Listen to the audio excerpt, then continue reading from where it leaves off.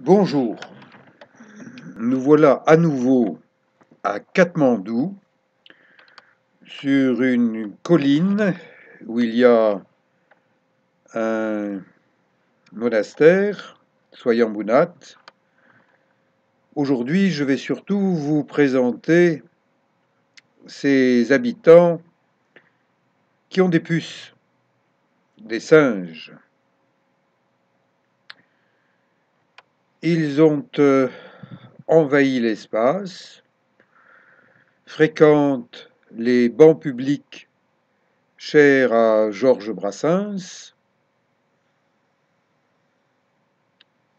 n'ont aucun problème avec les édifices religieux qui sont autant de petites maisons, de lieux de vie, de lieux de jeu.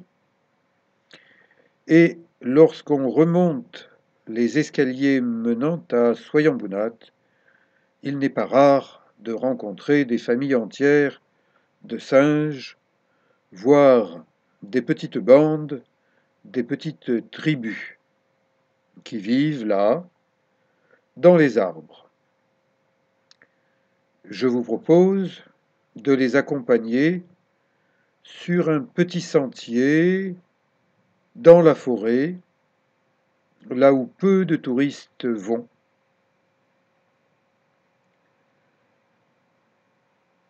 Les singes, ces singes-là du moins, ne sont pas farouches, mais il convient de n'avoir aucun geste brusque à côté d'eux, car ils peuvent se montrer un peu dangereux quand même. Ce sont des animaux sauvages, en liberté, et c'est moi qui rentre sur leur territoire, en forêt, et quand on voit passer de gros singes mâles comme ça, eh bien il vaut mieux les laisser passer.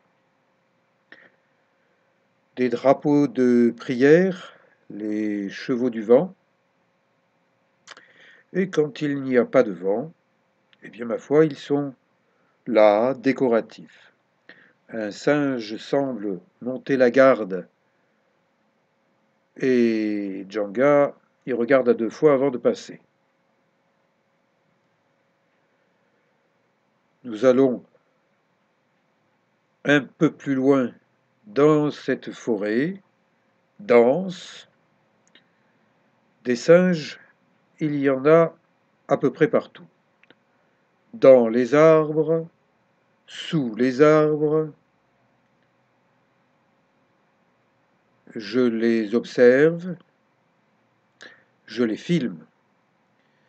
Certains se laissent approcher de près, d'autres préfèrent garder leur distance. Cette promenade facile en forêt, en plein cœur de Katmandou, est quelque chose que j'apprécie beaucoup. Je retrouve la nature, ses habitants et peu de gens, peu d'humains. Les humains ne sont pas loin, mais les singes sont maîtres du territoire. Un gros singe mâle, une petite queue redressée, des fesses rouges, des familles,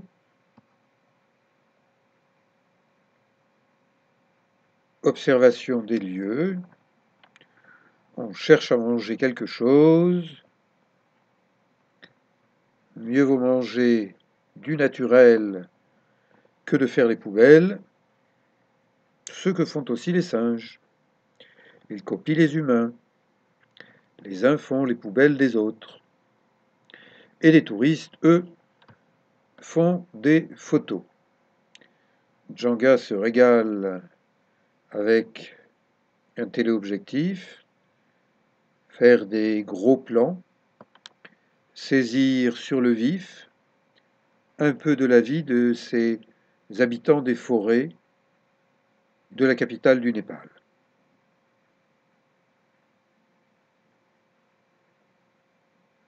Une mère et ses jeunes,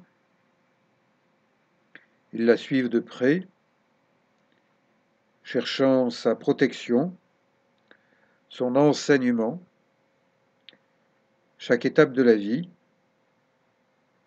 est importante. Djanga fait de plus en plus de gros plans, il tire le portrait d'un petit singe, puis d'un autre, il se régale, et moi aussi. Grands arbres, détails, un singe posé sur un rocher, peut-être médite-t-il, et méditation en marchant, sans se presser, et je ne me presse pas, j'accompagne avec ma petite caméra ces moments de vie. Tiens, un engin de forage. Cherche-t-on de l'eau ou du pétrole par ici? Nous ne sommes pas loin de ce qu'on appelle la piscine des singes. On veut peut-être ouvrir une deuxième piscine olympique, une terrasse qui semble elle aussi dédiée aux singes. Nous les observons de loin. Au sommet de la colline de Soyambounat, des drapeaux de prière flottent au vent. Un singe pensif.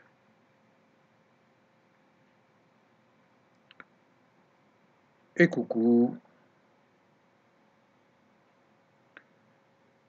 Il s'approche de Djanga qui ne bouge pas. Il n'y a pas de raison d'avoir peur des animaux sauvages, du moins de ceux-là. Mais il faut les respecter, les laisser tranquilles.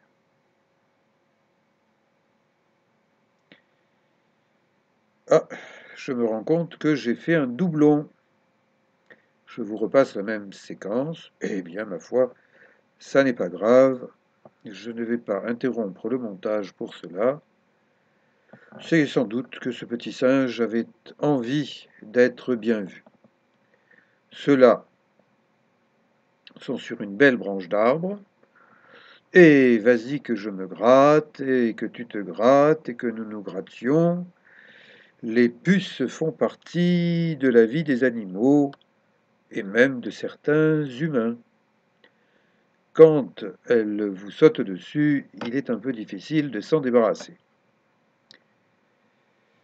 Notre promenade dans cette belle forêt de Katmandou touche à sa fin, avec ce singe qui est bien décidé à rester dans sa position de sieste. Je vous invite à découvrir mes autres vidéos du Népal en octobre 2019 et je vous dis merci et à bientôt.